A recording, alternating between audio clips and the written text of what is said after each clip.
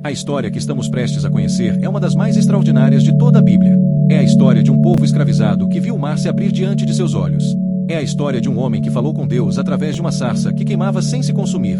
É a história das pragas que abalaram o império mais poderoso da época e da libertação que mudaria para sempre o destino de uma nação inteira. Mas, acima de tudo, é a história de um Deus que nunca abandona suas promessas, mesmo quando tudo parece perdido. Antes de começarmos mais um capítulo dessa jornada, já deixe o seu like, inscreva-se no canal e ative as notificações. E eu quero fazer uma pergunta para você. Se Deus lhe chamasse para uma missão que parecesse impossível, você teria coragem de obedecer? Escreva aqui nos comentários. Com Deus, o impossível se torna realidade. Sua participação ajuda esta mensagem a alcançar muitas outras pessoas. Quando terminamos nossa última jornada, José havia morrido no Egito. Antes de partir, deixou uma promessa para seus descendentes. Declarou que Deus um dia visitaria seu povo e o conduziria de volta à terra prometida. Durante algum tempo, tudo parecia tranquilo. Os israelitas prosperavam, suas famílias cresciam e a promessa feita a Abraão continuava se cumprindo diante dos olhos da história. As gerações passavam, crianças nasciam, rebanhos aumentavam e a descendência de Israel tornava-se cada vez mais numerosa. Mas o tempo continuou avançando. José morreu. Seus irmãos também morreram. Uma nova geração surgiu. Então o novo faraó assumiu o trono do Egito. Esse governante não conhecia José. Não se lembrava de tudo o que ele havia feito para salvar o Egito durante os anos de fome. Para ele, os hebreus não eram heróis do passado. Eram apenas um povo estrangeiro que crescia rapidamente dentro de suas fronteiras. À medida que os anos passavam, o número de israelitas aumentava de forma impressionante. Famílias se multiplicavam. Filhos e netos nasciam. Aldeias cresciam. O que havia começado com uma única família estava se transformando em uma multidão. O faraó observava aquilo com preocupação. Em sua mente começou a surgir um medo perigoso. E se aquele povo se tornasse poderoso demais? E se, em uma guerra, decidisse se unir aos inimigos do Egito? E se um dia se revoltasse contra o reino? Movido pela desconfiança, o faraó decidiu agir. Foi assim que começou um dos períodos mais difíceis da história de Israel. Os hebreus foram transformados em escravos. Homens e mulheres passaram a trabalhar sob condições extremamente duras. Foram obrigados a construir cidades, depósitos e grandes obras para o Império Egípcio. O som dos chicotes tornou-se parte da rotina. O sofrimento aumentava a cada ano. Os dias eram marcados pelo trabalho exaustivo e pelas humilhações constantes. Mas havia algo que o faraó não conseguia compreender. Quanto mais os israelitas eram oprimidos, mais cresciam. Quanto mais sofriam, mais se multiplicavam. Aquilo que deveria enfraquecê-los parecia torná-los ainda mais numerosos. O povo continuava prosperando apesar da escravidão. E isso fazia o medo do faraó aumentar ainda mais. Desesperado, ele tomou uma decisão cruel. Ordenou que todos os meninos hebreus recém-nascidos fossem mortos. O objetivo era simples: impedir que o povo continuasse crescendo. Era uma ordem terrível. Famílias inteiras passaram a viver em constante medo. Cada nascimento de um menino representava um risco. O futuro parecia sombrio. A esperança parecia cada vez mais distante. Mas o faraó não sabia que, justamente naquele período de perseguição e sofrimento, Deus já estava preparando a resposta para o clamor de seu povo. Em uma família da tribo de Levi, nasceu um menino. Seus pais se chamavam Anrão e Joquebede. Ao olhar para aquela criança, sua mãe percebeu que havia algo especial nela. Movida pelo amor e pela fé, decidiu escondê-la. Durante 3 meses, conseguiu manter o bebê longe dos olhos dos soldados egípcios. Mas chegou um momento em que isso já não era mais possível. A criança crescia. Seu choro podia ser ouvido. O perigo se aproximava. Então Joquebede tomou uma das decisões mais difíceis de sua vida. Preparou um pequeno cesto de junco. Revestiu-o cuidadosamente com betume para impedir que a água entrasse. Depois colocou o bebê dentro dele. Era um gesto de desespero, mas também um gesto de fé. Ela não tinha como protegê-lo para sempre, mas podia colocá-lo nas mãos de Deus. Com lágrimas nos olhos, caminhou até as margens do rio Nilo. Encontrou um local entre os juncos, onde o cesto ficaria protegido da correnteza mais forte. Então depositou ali seu filho e se afastou. Não porque havia desistido dele, mas porque acreditava que Deus poderia fazer aquilo que ela não era capaz de fazer. Por perto, observando tudo à distância, estava Miriam, irmã mais velha da criança. Ela permanecia atenta, acompanhando cada movimento, sem saber o que aconteceria em seguida. Foi então que algo extraordinário aconteceu. A filha do faraó desceu até o rio para se banhar. Enquanto caminhava pelas margens, percebeu o pequeno cesto entre os juncos. Curiosa, pediu que o trouxessem até ela. Quando abriu o cesto, encontrou um bebê chorando. Naquele instante, seu coração foi tocado pela compaixão. Ela percebeu que aquela criança era hebreia. Sabia exatamente o que a lei de seu pai determinava para aqueles bebês. Mas decidiu agir de forma diferente. Em vez de condená-lo, escolheu salvá-lo. Nesse momento, Miriam aproximou-se e perguntou se deveria procurar uma mulher hebreia para cuidar da criança. A princesa concordou. Então Miriam correu e trouxe justamente a própria mãe do bebê. Sem perceber, a filha do faraó estava contratando Joquebede para cuidar do próprio filho. Assim, durante seus primeiros anos de vida, Moisés pôde crescer ao lado de sua verdadeira família. Aprendeu sobre o Deus de Abraão, Isaque e Jacó. Ouviu as histórias da promessa. Conheceu a fé de seu povo. E quando chegou o momento certo, foi levado para viver no palácio. A princesa adotou aquela criança como seu filho e lhe deu o nome de Moisés, que significa tirado das águas. O menino que deveria ter morrido tornou-se príncipe do Egito. Cresceu cercado por riquezas, educação e privilégios. Recebeu o melhor treinamento que a maior potência do mundo podia oferecer. Aprendeu a ler, escrever, administrar e liderar. Aos olhos de todos, seu futuro estava garantido. Mas havia algo que nunca saiu de seu coração. Moisés sabia quem era. Sabia que não era egípcio. Sabia que pertencia ao povo que sofria sob o peso da escravidão. E um dia essa verdade mudaria completamente o rumo de sua vida. Moisés cresceu entre dois mundos. De um lado, desfrutava dos privilégios do palácio egípcio. Tinha acesso à melhor educação da época. Vivia cercado por riquezas e era tratado como membro da família real. De outro lado, carregava dentro de si a consciência de que pertencia ao povo hebreu. Sabia que seus verdadeiros irmãos não viviam entre salões luxuosos e corredores decorados com ouro. Viviam sob o peso da escravidão, sofrendo diariamente sob a opressão do Egito. À medida que os anos passavam, essa realidade começou a incomodá-lo cada vez mais. Chegou o momento em que Moisés decidiu sair do conforto do palácio para observar de perto a situação de seu povo. Aquilo que viu marcou profundamente seu coração. Homens eram tratados com brutalidade. Mulheres viviam em constante sofrimento. Famílias inteiras trabalhavam até a exaustão para construir cidades e monumentos que jamais seriam seus. O povo hebreu carregava um fardo pesado, e parecia não haver esperança de libertação. Foi durante uma dessas visitas que aconteceu um episódio que mudaria completamente sua vida. Moisés viu um egípcio espancando um hebreu. A violência era tão cruel que despertou nele uma indignação profunda. Olhou para os lados para verificar se alguém observava a cena. Ao perceber que estava sozinho, interveio. Em um momento de impulso, atacou o egípcio e o matou. Depois escondeu o corpo na areia. Talvez naquele instante acreditasse que estava defendendo seu povo. Talvez imaginasse que os hebreus compreenderiam suas intenções.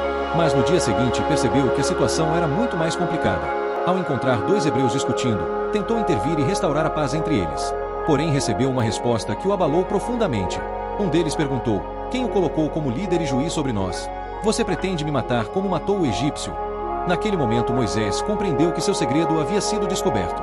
O medo tomou conta de seu coração. E quando a notícia chegou aos ouvidos do faraó, a situação tornou-se ainda mais perigosa. O governante decidiu matá-lo. O homem que havia crescido como príncipe agora era considerado um criminoso. Sem outra alternativa, Moisés abandonou tudo que possuía e fugiu para uma terra distante chamada Midian. A fuga marcou o fim de uma etapa e o início de outra completamente diferente. O homem acostumado aos corredores do palácio passou a caminhar pelas trilhas do deserto. O príncipe transformou-se em pastor. Os sonhos de juventude pareciam ter desaparecido. Tudo aquilo que um dia havia construído ficou para trás. Depois de uma longa viagem, Moisés chegou a Midian. Ali encontrou um grupo de mulheres tentando dar água aos rebanhos de seu pai. Alguns pastores locais tentavam expulsá-las e tomar o lugar delas junto ao poço. Mais uma vez, o senso de justiça de Moisés falou mais alto. Ele interveio, protegeu aquelas mulheres e ajudou-as a dar água aos animais. Quando elas voltaram para casa e contaram o que havia acontecido, seu pai, Jetro, pediu que trouxessem aquele estrangeiro para uma refeição. Foi assim que Moisés conheceu o homem que se tornaria seu sogro. Com o passar do tempo, estabeleceu-se naquela terra, casou-se com Zípora, filha de Jetro, e começou uma nova vida. Os anos passaram. Depois vieram mais anos. E depois mais anos ainda. O tempo que parecia apenas uma pausa acabou se transformando em 4 décadas. Durante 40 anos, Moisés viveu como pastor no deserto. Todos os dias conduzia ovelhas por caminhos áridos, enfrentava o calor intenso e observava paisagens praticamente imutáveis. Para muitos, poderia parecer uma vida simples e sem importância. Mas Deus estava usando aquele período para moldar seu caráter. O homem impulsivo que havia agido movido pela força estava aprendendo a depender de Deus. O príncipe que conhecia os palácios estava aprendendo a viver na simplicidade. O líder que um dia tentará resolver os problemas com as próprias mãos estava sendo preparado para uma missão muito maior. Enquanto isso, no Egito, o sofrimento dos israelitas continuava. A escravidão permanecia pesada. Os trabalhos forçados consumiam a força do povo. As gerações passavam sem conhecer a liberdade. E cada vez mais os hebreus clamavam ao Senhor por socorro. A Bíblia diz que Deus ouviu aquele clamor, não porque tivesse esquecido seu povo, mas porque havia chegado um momento determinado para agir. Certo dia, enquanto conduzia o rebanho de seu sogro pelas proximidades do Monte Horebe, também conhecido como Sinai, Moisés percebeu algo incomum. Ao longe, uma planta estava envolvida por chamas. Isso por si só não seria tão estranho em uma região desértica. O que chamou sua atenção foi outra coisa. A sarça queimava, mas não era consumida. As chamas continuavam acesas. mas os galhos permaneciam intactos. Intrigado, Moisés decidiu se aproximar para observar melhor aquele fenômeno extraordinário. À medida que avançava, ouviu uma voz chamando seu nome. Moisés, Moisés. Assustado, respondeu: Eis-me aqui. Então a voz continuou: Não se aproxime. Tire as sandálias dos seus pés, porque o lugar onde você está é terra santa. Naquele instante, Moisés compreendeu que estava diante da presença do próprio Deus. Tomado pelo temor, cobriu o rosto, porque tinha medo de olhar para o Senhor. Então Deus começou a falar. Disse que havia visto o sofrimento de seu povo no Egito. Havia ouvido seus clamores. Conhecia suas dores. E agora havia decidido libertá-los. Mas a próxima declaração mudaria a vida de Moisés para sempre. Deus disse: Venha, eu o enviarei ao faraó para tirar do Egito o meu povo, os filhos de Israel. Moisés ficou sem palavras. 40 anos antes, talvez tivesse aceitado aquele desafio sem hesitar. Mas agora conhecia suas limitações. Conhecia seus fracassos. Conhecia seus medos. Por isso respondeu: Quem sou eu para ir ao faraó e tirar os israelitas do Egito? Mas Deus não respondeu falando sobre as capacidades de Moisés. Falou sobre sua própria presença. Disse: Eu estarei com você. Aquela promessa era tudo que Moisés precisava ouvir, porque a história que estava prestes a começar não seria sobre a força de um homem, seria sobre o poder de Deus. Seria a história de confrontos diante do governante mais poderoso do mundo. Seria a história de milagres que abalariam o Egito. Seria a história da libertação de uma nação inteira. E tudo começaria com um simples pastor diante de uma sarça em chamas no meio do deserto. Depois daquele encontro extraordinário no Monte Horebe, a vida de Moisés jamais seria a mesma. Durante 40 anos ele havia vivido como pastor no deserto. Todos os dias pareciam iguais. O sol nascia sobre as montanhas áridas, os rebanhos percorriam os mesmos caminhos e as noites silenciosas se repetiam sob o céu estrelado. Mas agora Deus havia quebrado aquela rotina. O Senhor o havia chamado para uma missão que parecia impossível. Mesmo assim, Moisés ainda carregava dúvidas. A experiência diante da sarça havia sido real. A voz de Deus havia sido clara. Mas o peso da responsabilidade parecia grande demais. Afinal, ele deveria retornar ao Egito, a terra da qual fugira décadas antes.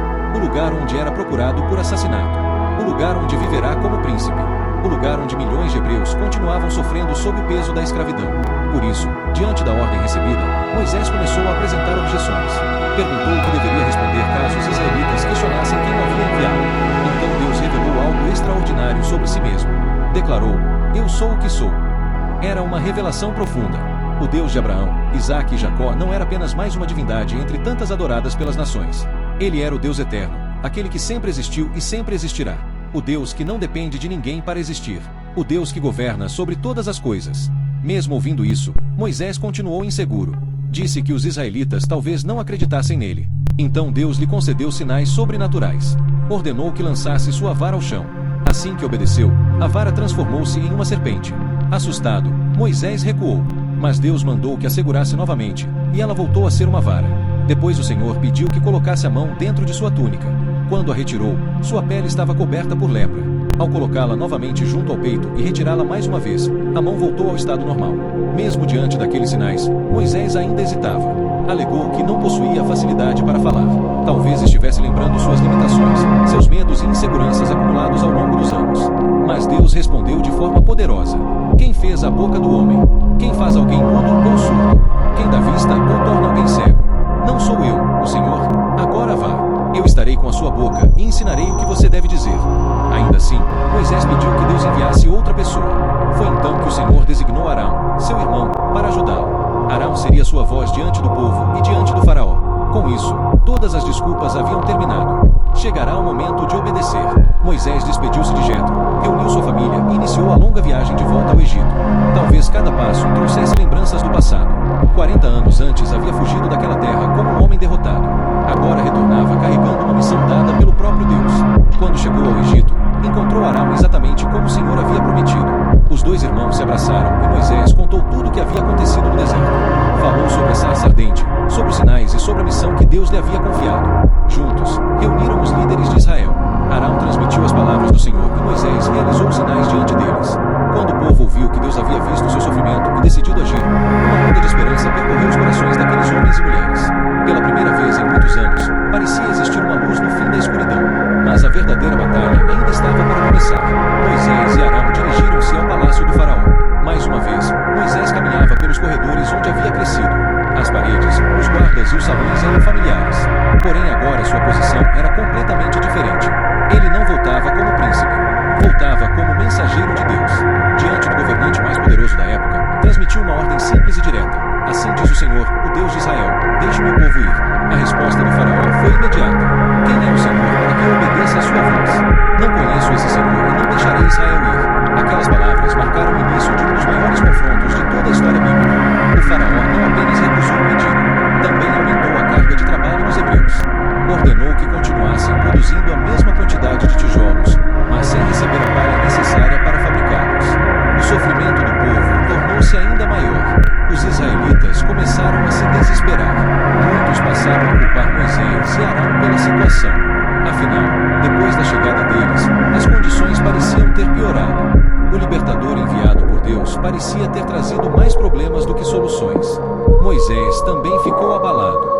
Voltou-se para o Senhor e perguntou por que aquilo estava acontecendo. Mas Deus respondeu reafirmando sua promessa. Declarou que o faraó ainda veria o poder do Senhor. Disse que libertaria seu povo com mão forte e que toda a terra do Egito conheceria quem era o verdadeiro Deus. Então chegou o momento de iniciar os julgamentos que mudariam para sempre a história daquela nação. O confronto entre Deus e os deuses do Egito estava apenas começando. E em breve, todo o Império Egípcio seria abalado por acontecimentos que ninguém jamais esqueceria. O confronto entre Deus e o faraó estava apenas começando. De um lado encontrava-se o governante mais poderoso do mundo conhecido, um homem que era considerado uma divindade por seu próprio povo. De outro lado estavam dois irmãos, um pastor do deserto e um porta-voz escolhido por Deus. Aos olhos humanos, a disputa parecia desigual, mas o faraó ainda não compreendia quem realmente estava desafiando. Seguindo as instruções do Senhor, Moisés e Arão voltaram à presença do faraó. Como sinal da autoridade divina, Arão lançou sua vara diante do governante, e ela se transformou em uma serpente. Os sábios e magos do Egito fizeram algo semelhante através de seus encantamentos. Porém, diante dos olhos de todos, a serpente de Arão engoliu as demais. Era um sinal claro de que o poder de Deus estava acima de qualquer poder humano ou espiritual que existisse naquela terra. Mesmo assim, o coração do faraó permaneceu endurecido. Então Deus começou a agir de maneira ainda mais poderosa. A primeira praga atingiu aquilo que os egípcios consideravam uma das maiores fontes de vida e prosperidade, o rio Nilo. Sob as ordens do Senhor, Moisés estendeu sua vara sobre as águas, e imediatamente o rio transformou-se em sangue. Os peixes morreram. O mau cheiro espalhou-se por toda parte. A água tornou-se imprópria para consumo. Os egípcios cavavam as margens do rio tentando encontrar água potável, mas o sofrimento se espalhava por toda a nação. Mesmo diante daquele sinal extraordinário, o faraó continuou recusando-se a obedecer. Então veio a segunda praga. Milhares de rãs saíram das águas e invadiram o Egito. Entraram nas casas, nos quartos, nos fornos, nos palácios e até nos aposentos reais. Não havia lugar onde elas não aparecessem. O desconforto tornou-se insuportável. Finalmente, o faraó chamou Moisés e prometeu libertar o povo se as rãs desaparecessem. Moisés orou ao Senhor e as rãs morreram. Mas assim que o problema acabou, o faraó voltou atrás em sua palavra. A terceira praga veio logo em seguida. O pó da terra transformou-se em piolhos, que cobriram homens e animais. Os magos do Egito tentaram reproduzir aquele sinal, mas não conseguiram. Pela primeira vez, reconheceram algo que jamais haviam admitido antes. Disseram ao faraó: isto é o dedo de Deus. Mas o governante continuou resistindo. Então veio a quarta praga. Enormes enxames de moscas invadiram todo o Egito. Casas, ruas e edifícios ficaram tomados pelos insetos. O caos espalhou-se pelo reino. No entanto, algo extraordinário começou a acontecer. A região de Gósen, onde viviam os israelitas, permaneceu protegida. Deus estava mostrando uma clara distinção entre seu povo e os egípcios. Mesmo vendo essa diferença, o faraó não cedeu. A quinta praga atingiu os rebanhos. Cavalos, camelôs, bois e ovelhas dos egípcios começaram a morrer em grande número. A economia da nação sofreu um golpe devastador. Porém, mais uma vez, os animais pertencentes aos israelitas permaneceram vivos. O faraó enviou homens para verificar o que estava acontecendo. Eles confirmaram que os rebanhos dos hebreus haviam sido preservados. Mesmo diante daquela evidência, seu coração permaneceu endurecido. Então veio a sexta praga. Moisés lançou cinzas ao ar diante do faraó, e elas espalharam-se pelo país. Logo feridas dolorosas começaram a surgir sobre homens e animais. Os próprios magos do Egito não conseguiam permanecer diante de Moisés por causa das úlceras que cobriam seus corpos. Mas a resistência do faraó continuava. Então o Senhor anunciou algo que jamais havia acontecido naquela terra. A sétima praga. Uma tempestade devastadora aproximava-se do Egito. Moisés advertiu que todos deveriam recolher seus servos e animais para locais protegidos. Alguns egípcios, temendo a palavra do Senhor, obedeceram. Outros ignoraram o aviso. Então o céu escureceu. Trovões ecoaram por toda parte.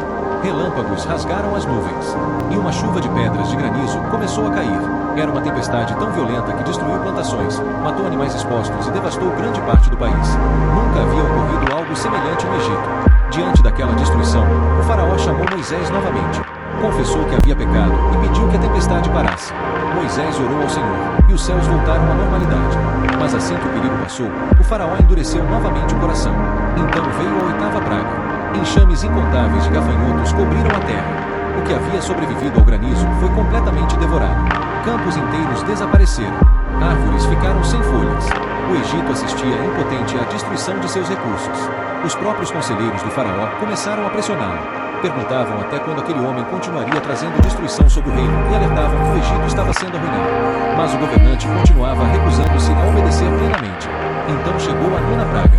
Uma escuridão sobrenatural cobriu toda a terra do Egito. Não era apenas ausência de luz. Era uma escuridão tão intensa que as pessoas mal conseguiam enxergar umas às outras.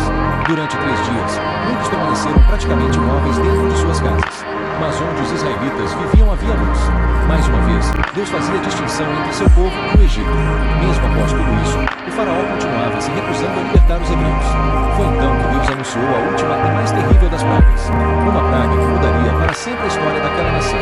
Uma praga que quebraria definitivamente a resistência do faraó. A hora da libertação estava se aproximando. Mas antes que o juízo final chegasse ao Egito, Deus entregaria ao seu povo uma instrução que seria lembrada por gerações. Uma instrução tão importante que se tornaria um memorial permanente para Israel. A instrução que daria origem à primeira Páscoa. A hora da libertação estava finalmente chegando. Durante meses, o Egito havia testemunhado sinais extraordinários. As águas do Nilo haviam se transformado em sangue. Rãs, piolhos, moscas, doenças, tempestades, gafanhotos e trevas haviam atingido a nação. Mesmo assim, o faraó continuava resistindo. Seu coração permanecia endurecido. Então Deus anunciou que uma última praga cairia sobre o Egito. Seria a mais severa de todas. Uma praga tão impactante que mudaria para sempre a história daquele povo. Antes que ela acontecesse, porém, o Senhor entregou instruções detalhadas aos israelitas. Cada família deveria escolher um cordeiro sem defeito. O animal seria sacrificado ao entardecer, e seu sangue deveria ser colocado nos batentes e nas vergas das portas das casas. Além disso, a carne deveria ser assada e comida naquela mesma noite, acompanhada de pães sem fermento e ervas amargas. Deus também orientou que todos estivessem preparados para partir. Deveriam estar vestidos para a viagem, com as sandálias nos pés e o cajado nas mãos. Aquela refeição seria diferente de todas as outras. Não seria apenas uma refeição. Seria um marco na história de Israel. Seria o nascimento da Páscoa. Uma celebração que lembraria para sempre o dia em que Deus libertou seu povo da escravidão. Naquela noite, um silêncio incomum pairava sobre o Egito. Dentro das casas dos israelitas havia expectativa e fé. Dentro dos palácios egípcios havia uma aparente tranquilidade. Ninguém imaginava o que estava prestes a acontecer. Então, à meia-noite, o juízo de Deus passou pela terra. Em todas as casas que não estavam marcadas pelo sangue do cordeiro, o primogênito morreu. Não importava se era filho de um servo ou de um rei. Não importava se vivia em uma simples moradia ou no próprio palácio do faraó. A morte alcançou todo o Egito. De repente, o silêncio foi substituído por choro e desespero. Gritos ecoavam pelas cidades. Famílias inteiras lamentavam suas perdas. A dor espalhou-se por toda a nação. Nem mesmo o faraó foi poupado daquela tragédia. Seu próprio filho estava entre os mortos. Foi então que finalmente aconteceu o que parecia impossível. Durante a madrugada, o faraó mandou chamar Moisés e Arão.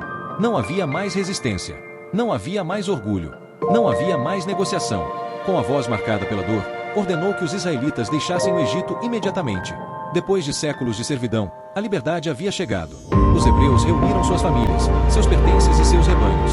Os egípcios, desesperados para que aquela calamidade terminasse, entregavam prata, ouro e roupas ao povo que estava partindo. Aqueles que durante tanto tempo haviam vivido como escravos agora deixavam o Egito carregando riquezas.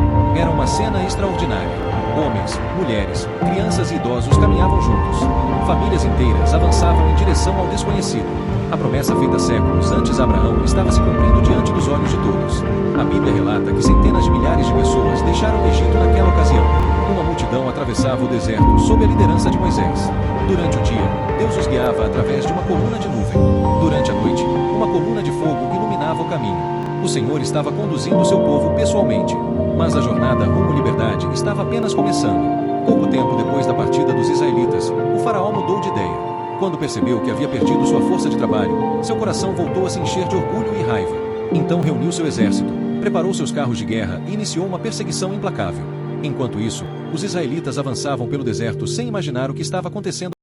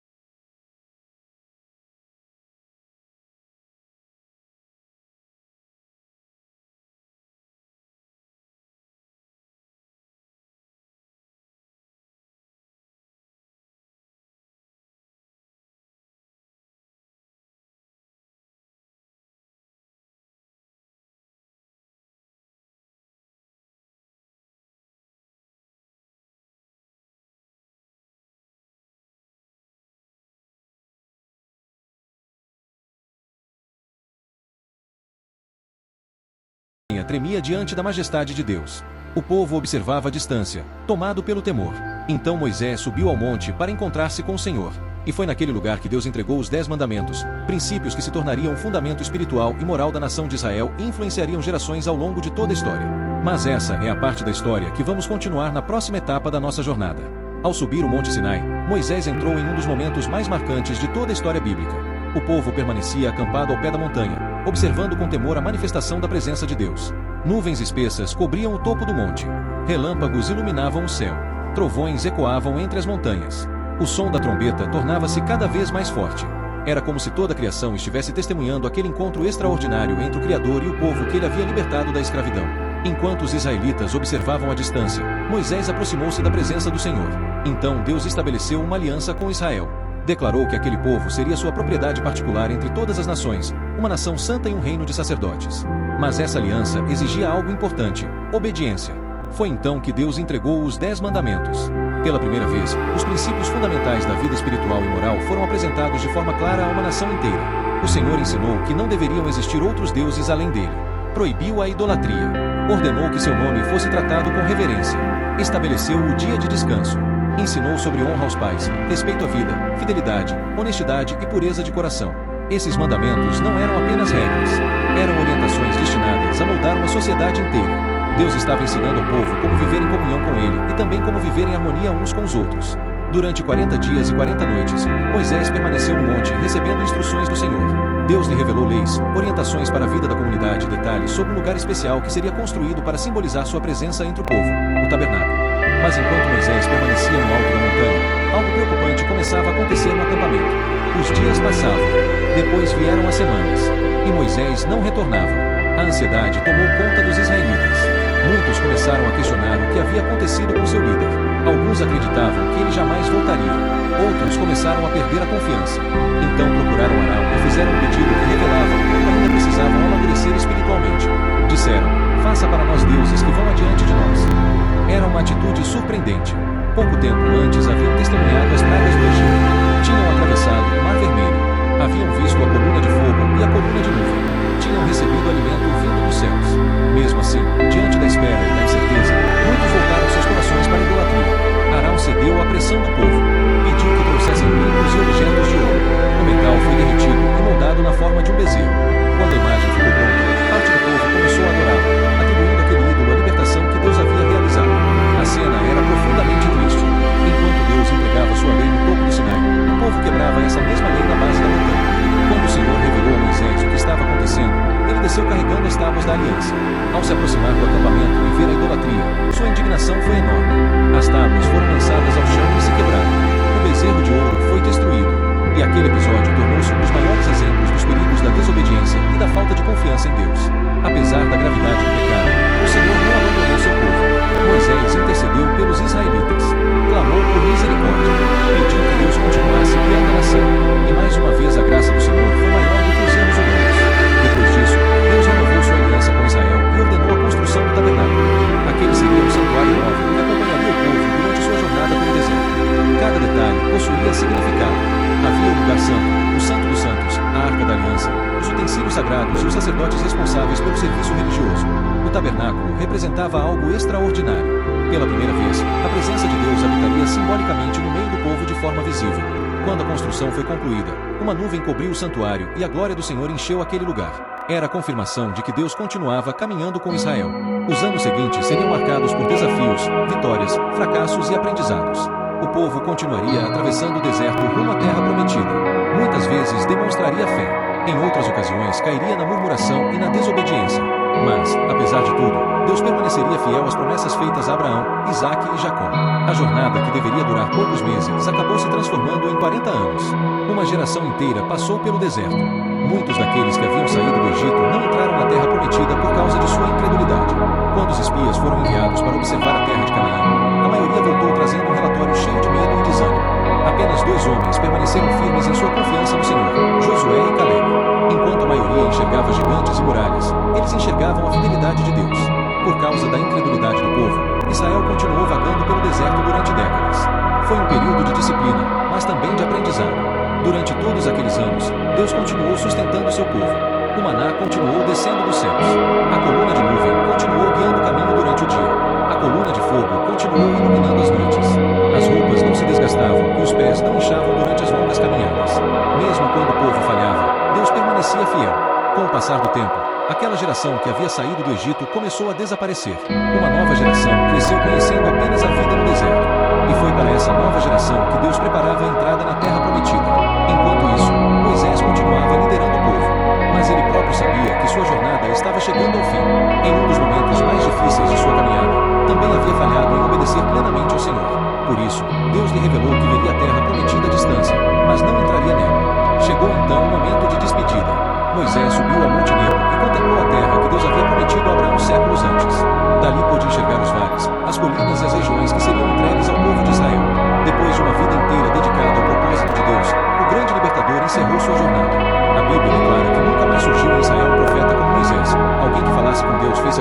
testemunhasse sinais tão extraordinários. Mas a história do povo escolhido estava longe de terminar. Deus já havia preparado um novo líder, um homem que caminhara ao lado de Moisés